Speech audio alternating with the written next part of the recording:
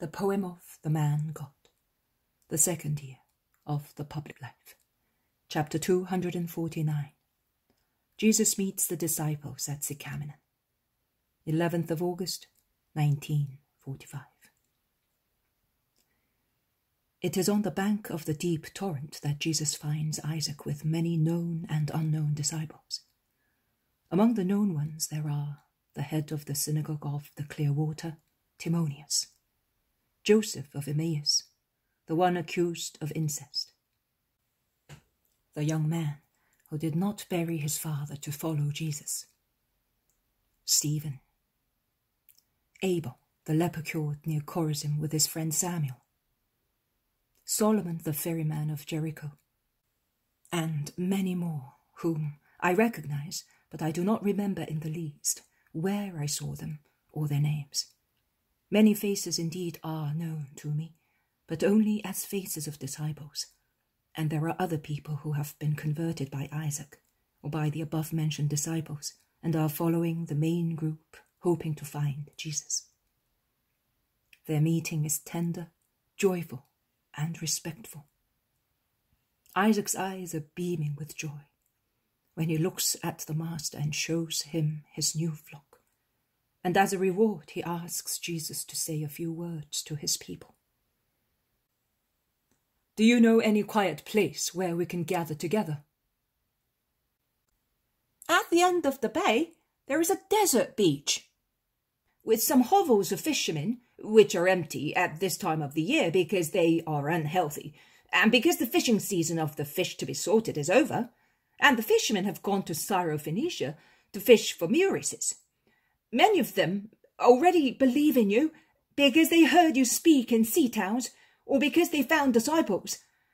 And they have given us the little houses to rest in. We go there after a mission because there is a lot to be done in this area. It is deeply corrupted by many things. I would like to go as far as Syrophoenicia, and I could do it by sea because the coast is parched by the sun and it is impossible to go there on foot. But I am a shepherd, not a sailor, and among my people there is not even one who can sail." Jesus, who listens carefully, smiling lightly, lowering his head a little, since he is tall compared with the little shepherd, who like a soldier is reporting everything to his general, replies, "God helps you because of your humility. If I am known here, it is due to you, my disciple, and to no one else. We will now ask the men of the lake whether they feel they can sail the sea, and if possible, we will go to Syrophoenicia." And he turns round looking for Peter, Andrew, James, and John, who are talking animatedly to some disciples, while Judas is warmly congratulating Stephen, and the zealot Bartholomew and Philip are near the women. The other four are with Jesus. The four fishermen come at once. "Do you feel up to sailing the sea?"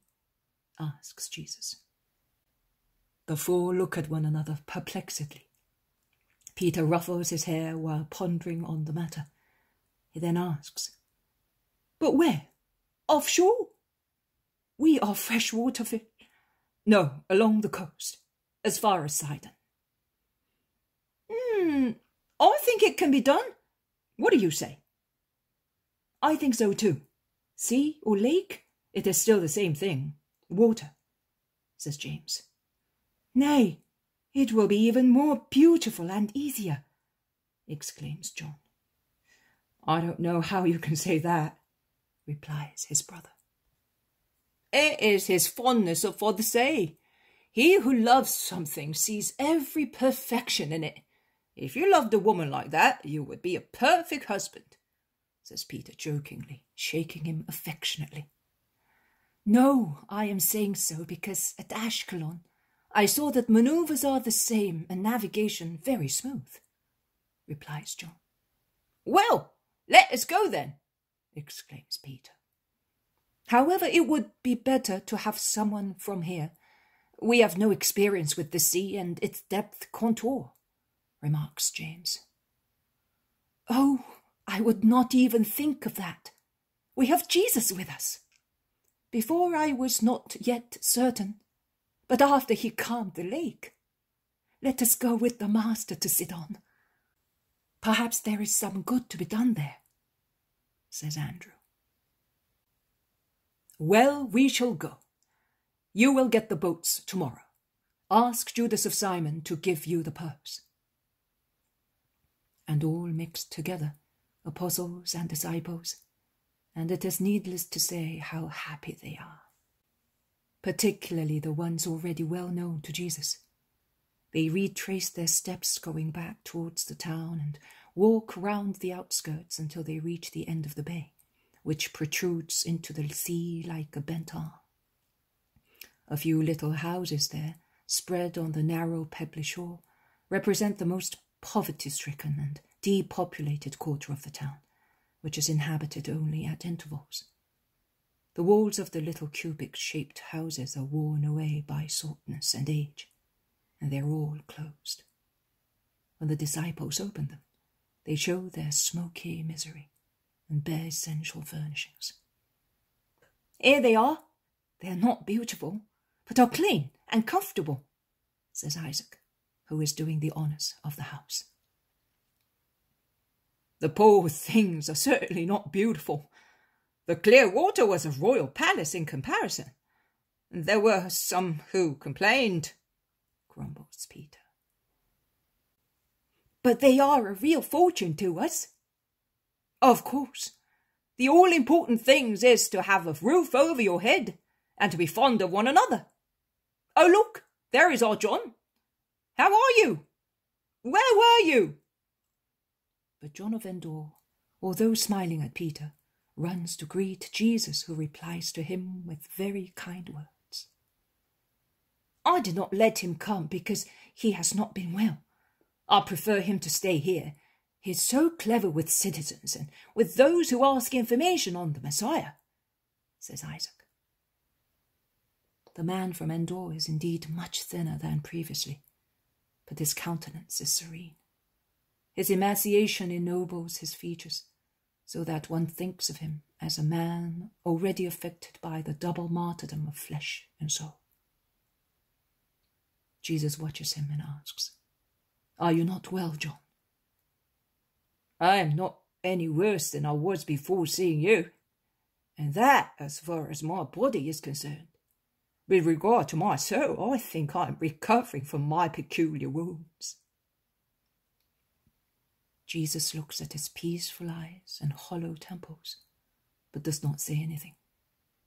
He lays a hand on his shoulder while entering a little house with him, into which they have brought basins of salt water to refreshen their tired feet and pitchers of cool water to quench their thirst, while outside they are laying the table on a rustic board shaded by a very poor pergola of creepers.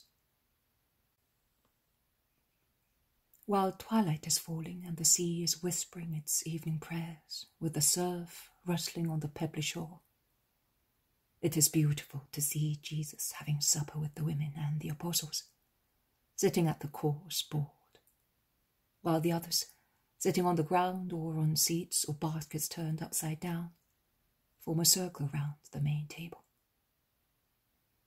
The meal is soon over, and the table is cleared even sooner, because there were only very few plates, only for the more important guests.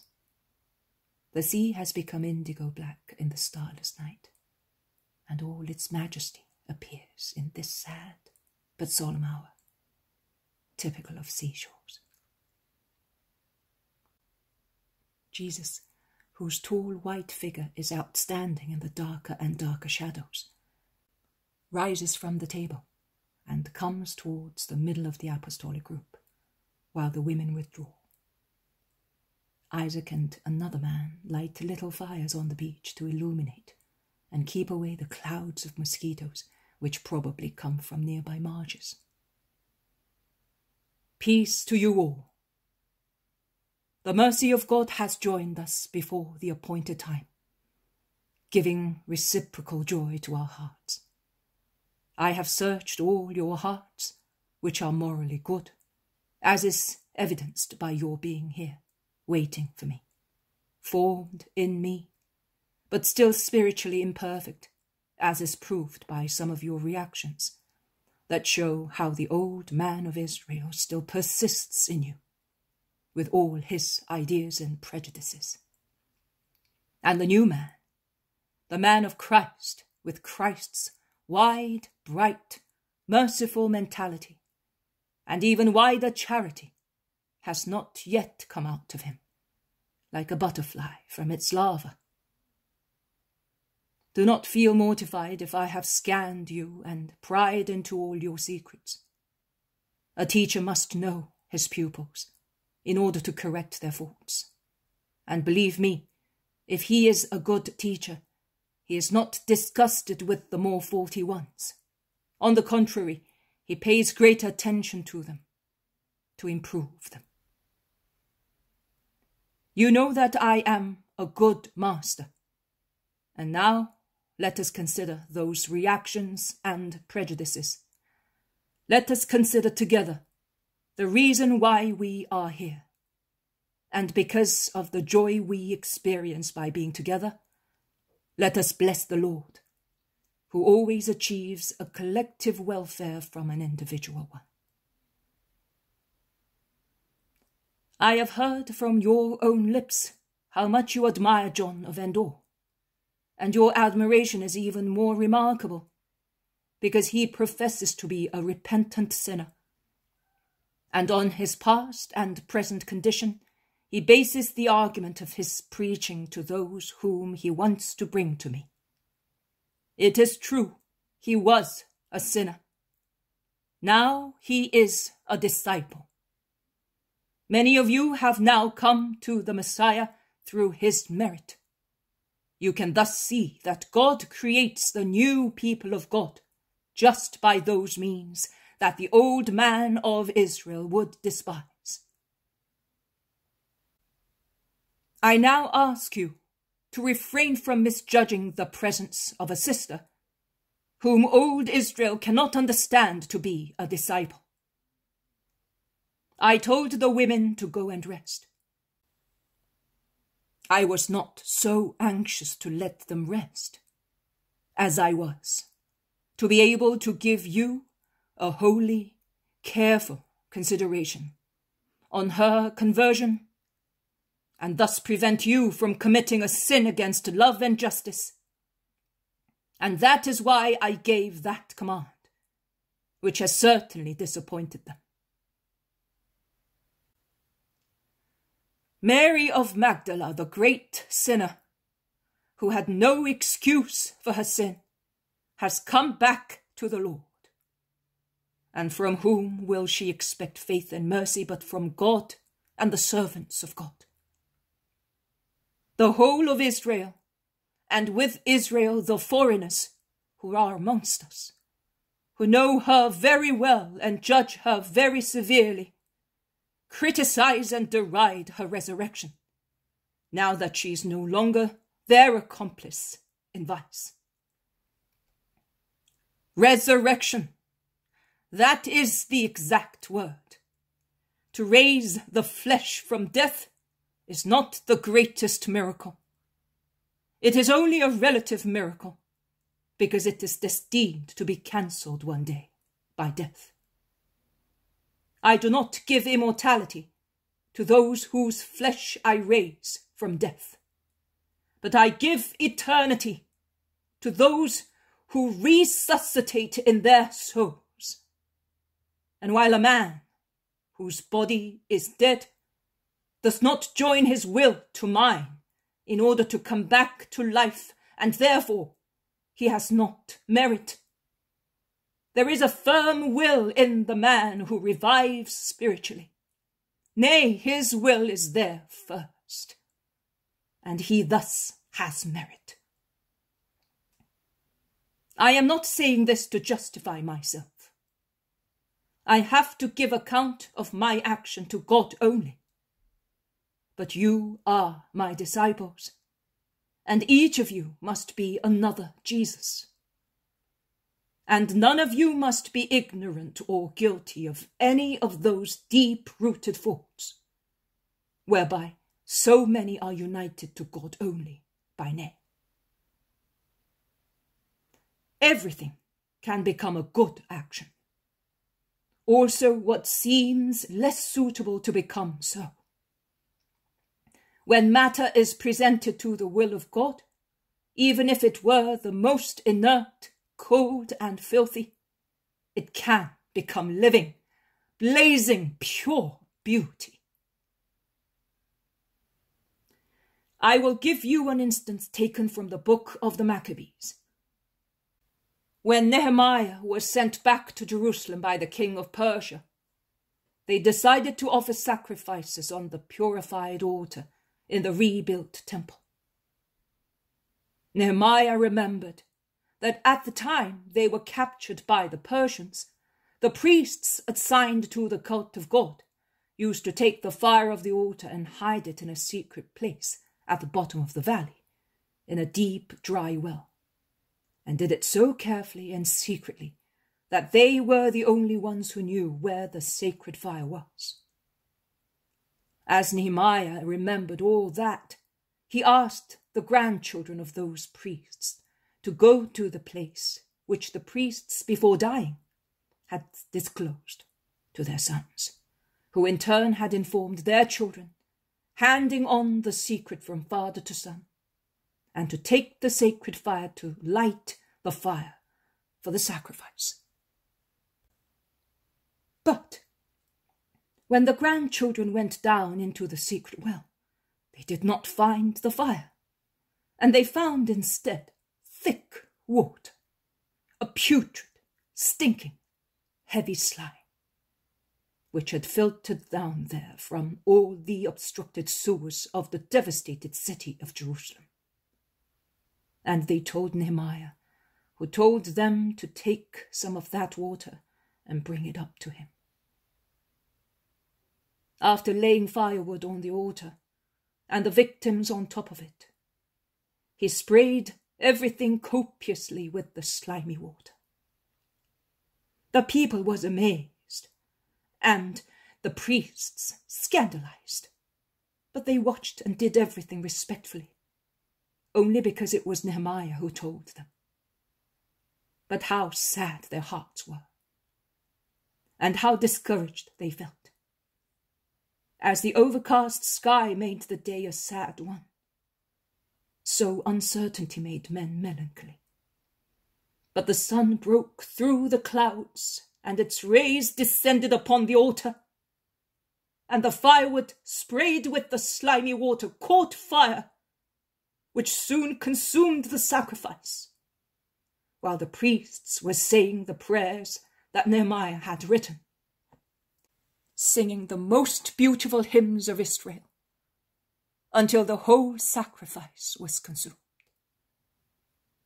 And in order to convince the crowds that God can work miracles also with the most unsuitable means, when they are used for a righteous purpose, Nehemiah ordered the remaining water to be sprayed onto some large stones.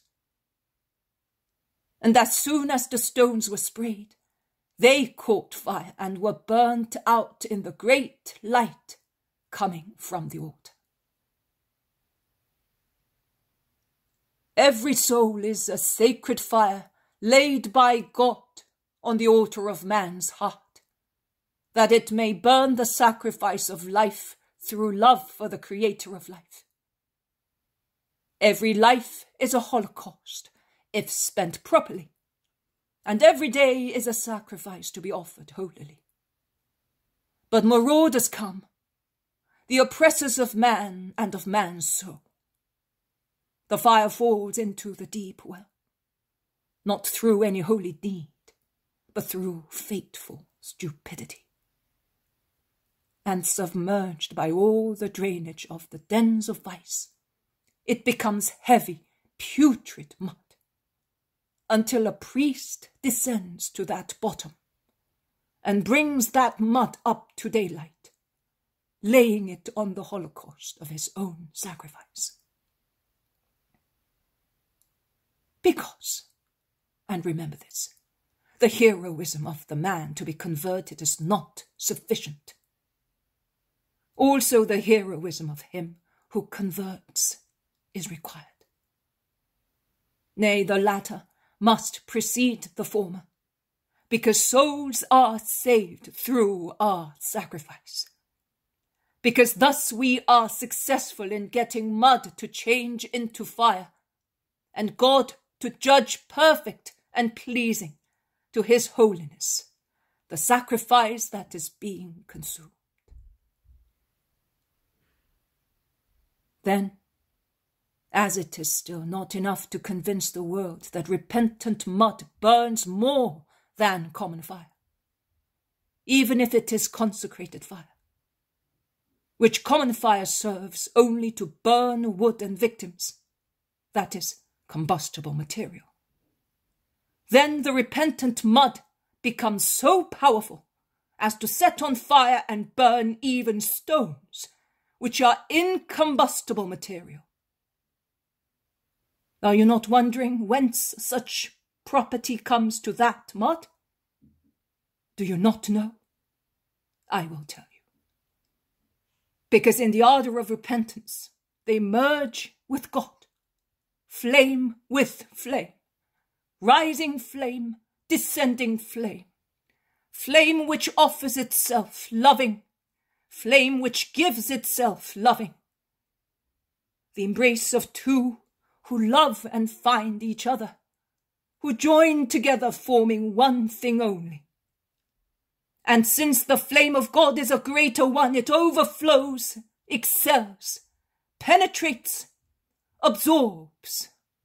And the flame of the repentant mud is no longer a relative flame of a created thing, but it is the infinite flame of the uncreated thing, of the Most High, most powerful, infinite God. That is what truly and wholly converted big sinners are, who have generously devoted themselves to their conversion without keeping anything of their past, burning themselves as the first thing in their heavier part by means of the flame rising from their mud, which has run towards grace and has been touched by grace.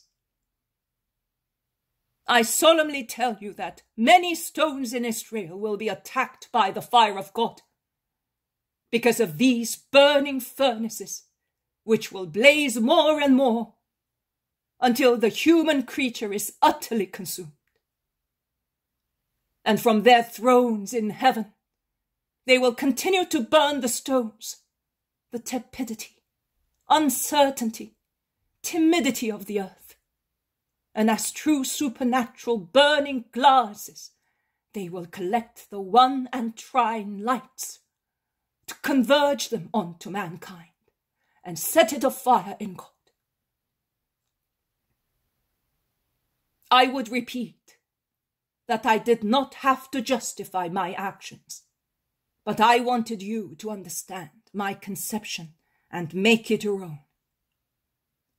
A wrong conception, a pharisaical suspicion of contaminating God by taking a repentant sinner to him, must never stop you from such a deed. That is the perfect coronation of the mission for which I destine you. Always bear in mind that I have not come to save saints, but sinners. And do likewise, because a disciple is not worth more than his master. And if I do not loathe taking by the hand the dregs of the earth who feel the need of heaven, who at long last feel it, and exulting I take them to God, because that is my mission, and every conquered soul justifies my incarnation, which humiliated my infinity. Neither you must loathe doing so, as you are imperfect men, and you have all become more or less acquainted with imperfection, as you are of the same nature as your brother sinners. And I have elected you to the rank of saviors, so that my work on the earth may be continued forever, as if I continued to live on it in an endless life. And such it will be, because the union of my priests will be like the vital part of the great body of my church, of which I will be the animating spirit. And the numberless particles of believers will assemble round this vital part to form one only body, which will be called after my name. But if the sacerdotal part should lack vitality, would the numberless particles be able to live? In actual fact, as I am in the body, I could extend my life as far as the most remote particles, neglecting the obstructed and useless channels and cisterns, reluctant to fulfill their mission. Because rain falls wherever it wishes, and the good particles, being capable by themselves of desiring life, would still live my life. But what would Christianity be then? A close assembly of souls, one near the other. One near the other, and yet separated by channels and cisterns that no longer link them, distributing to each particle the vital blood coming from one only centre. But there would be dividing walls and precipices across which the particles would look at one another, and they would be humanly hostile, supernaturally anguished, saying in their spirits, "And yet we were brothers, and we still feel as such, notwithstanding they have divided us." It would be a closeness of souls, not a fusion or an organism. And my love would shine sorrowfully upon such ruin.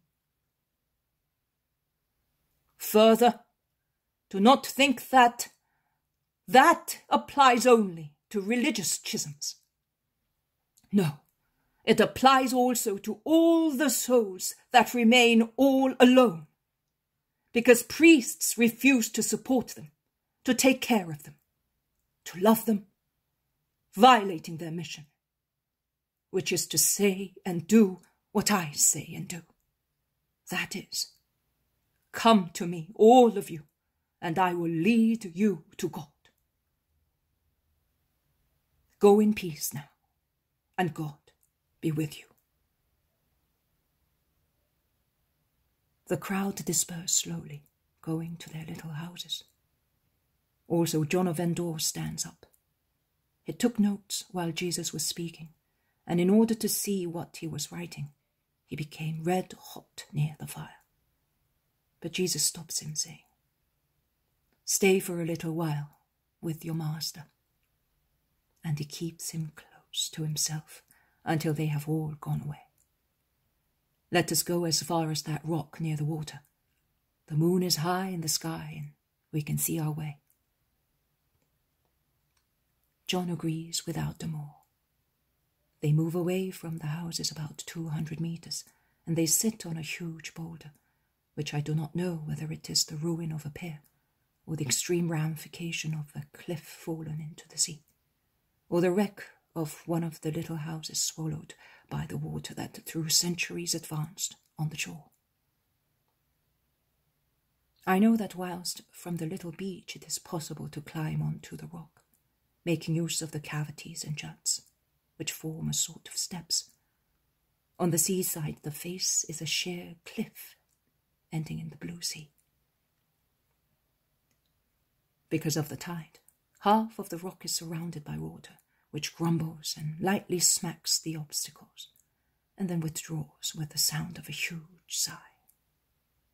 Becomes silent for a moment, starting all over again, with regular motions and sounds of slaps, aspirations, and pauses, like syncopated music.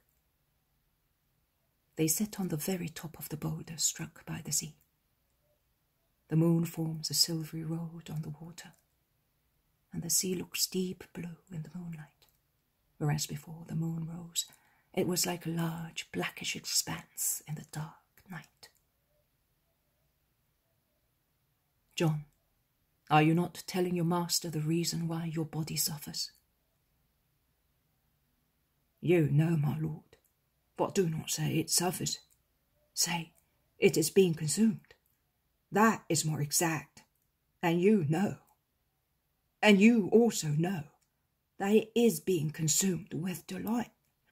Thank you, Lord, I recognize myself too, in the mud that becomes flame. But I shall not have time to set the stones afire. I shall soon die. I have suffered too much through the hatred of the world, and I exalt it too much because of the love of gold. But I do not regret life. I might sin again here, or fail in the mission to which you destine us. I have already failed twice in my life, in my mission of a master, because I should have been able to find what was necessary to perfect myself, and I did not train myself. In my mission of a husband, because I was not able to mold my wife, which was logical. As I was not able to perfect myself, I could not perfect her either. I might fail in my mission as a disciple, and I do not want to fail with you. Blessed, therefore, be death if it comes to take me where one can no longer sin. But if I am not destined to be a teaching disciple, I shall be a victim disciple, which fate is more like yours. You said that this evening. Burning ourselves as the first thing. John, is it the fate which you suffer, or is it an offer you are making? An offer which I am making, if God does not disdain mud that has become a fire. John, you are doing much penance. Saints do. You are the first.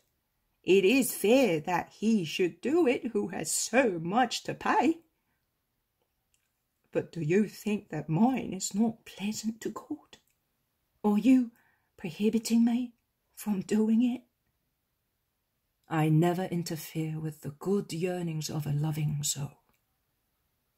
I have come to preach by actual facts that suffering is expiation and sorrow redemption. I cannot contradict myself.